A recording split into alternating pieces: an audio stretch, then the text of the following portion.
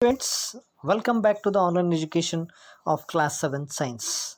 Dear students, in the previous class I was explaining you regarding the transport of substances in plants. Okay, so the transport of substances means water and minerals to the upper parts of the plant through the root hairs. Okay, so that I have explained in the previous class, and we also discussed regarding the transportation system, how the nutrients, water and minerals are going to be absorbed from the soil, from the roots towards the whole part of the plant. Again, the continuous channel, how does the food prepared in the plant again reaches the each and every part of the plant. So for that there must be a system of vessels. Okay, so regarding that we have discussed. Okay, now we can guess how the water moves from the root to the upper parts of the plant, such as leaves and all.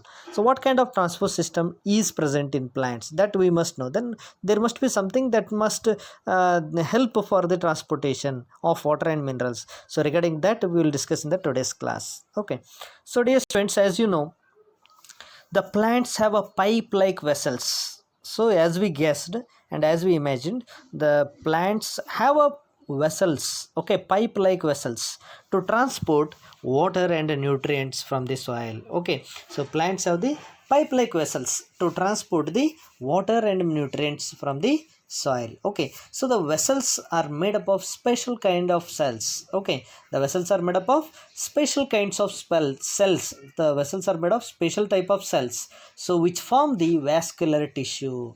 Okay, the cells which are made up of special vessels which are made up of special types of cells are called vascular tissue. Okay, the group of cells is called a tissue. So there are many kinds of tissue we can find in the plant body. Okay, so sclerenchyma, collenchyma, parenchyma. So regarding this you will study in the higher classes, 9th and 10th standard. So just I have given a content about the tissue system. Okay, so even our body also has a different kinds of tissue, human body, such as epithelial tissue, muscular tissue, like that. Okay, so that regarding this you will discuss in the higher classes. Okay, so now the tissue means, you must remember, a group of cells which perform different similar type of function is called a tissue. So here the vessels which are made up of special type of cells are called vascular tissues. So what is tissues here? A tissue is a group of cells. It's a group of cell which performs specialized function in an organism. So that for that group of cells will perform special kind, only that function only in that plant organism.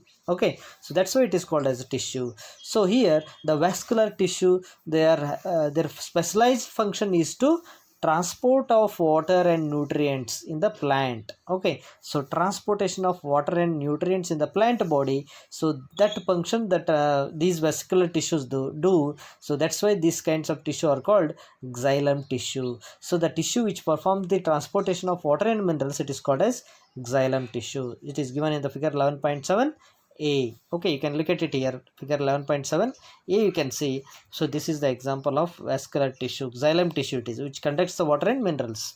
So the xylem forms a continuous network of channels. Okay, this xylem tissue forms a continuous network of channels that connects the roots to the leaves. So that continuous network of channel connects the root to the up to the leaves through the stem part. So it connects up to the leaves, and also even not only stems, through the stem, even through the branches, and thus transports water to the entire plant. So through this the transportation of water takes place through the entire plant, because it is made up of continuous channel. That's why it connects the root to the leaves through the stem and branches. Okay, you can look at it, figure 11.7b. Okay, here you can see the transportation of materials from roots to the leaves. Okay, so this is what it is through the diagram.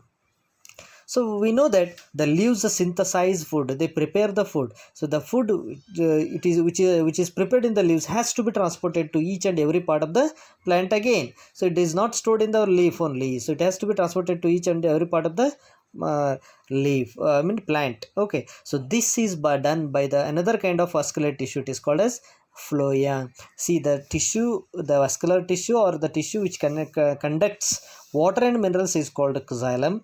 The tissue which prepares the food, already whatever the food is prepared by the leaves, that has to be transported to each and every part of the plant. So this is done by another kind of vascular bundle tissue, so that is called as phloem. So thus xylem and phloem are the transport substances of plants. They are the xylem and phloem are the transportation tissues of food and water in the plants. Okay, so regarding that, one activity is given, just you see that.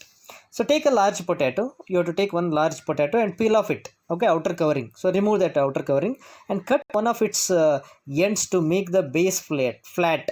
So one of its end you have to cut it to make its base flat. Okay, now what you do, make a deep hole, okay, and hollow cavity on the opposite side. On the other hand, one side, one end you are making the flat, okay, in the potato. On the opposite side, another end, you have to make a deep hole, okay, and you have to make it a cavity, means hole inside it.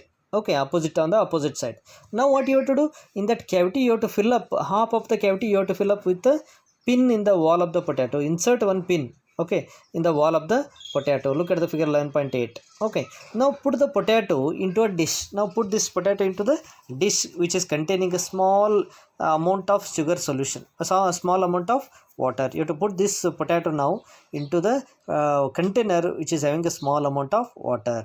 You have to make sure that the level of the water is below the level of the pin. So where you put a pin, no, in that potato, on the side of the potato, so you have to make sure that the level of the water is below that pin which is put there. Okay, so you have to observe that pin which is inserted at the as a mark level by inserting a pin in the wall of the potato. Okay, you have to keep that in the mind. Okay, so now allow the potato apparatus or setting to stand for a few minutes. Don't disturb it. So after a few minutes, okay, you would see that, you will find that there is an increase in the level of the sugar solution. Okay, so how did it water distances or covers the no, how does the water made a no, get inside of the potato? How did the water level increased inside the potato?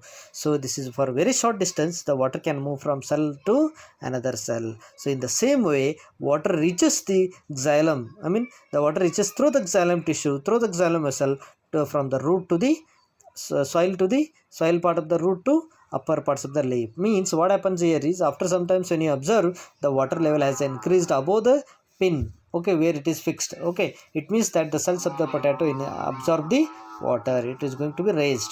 Okay, so now the last concept is about the transpiration. So dear students, as we have studied already in the 6th standard, you have studied about the plants. So where we studied about the plant release a lot of amount of water through the in the form of vapor, by that is called as the process of transpiration. So plants absorb minerals and nutrients and water, all these things from the soil.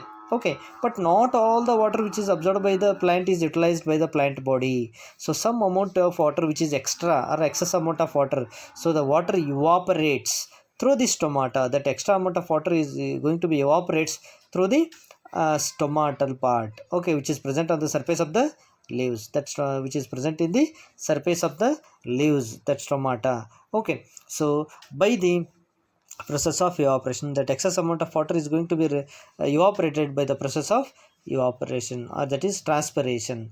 Okay, so the evaporation of water from leaves, the evaporation of water takes place from the leaves, which generates a suction pull. So that evaporation takes place, so that generates the suction force pull in the leaves. So that's why which produces suck in the water through a small straw which can pull water to great height. Okay, it is going to produce a suction pull, so that makes in such a way that how the water is pulled out, no, it creates a suction pull.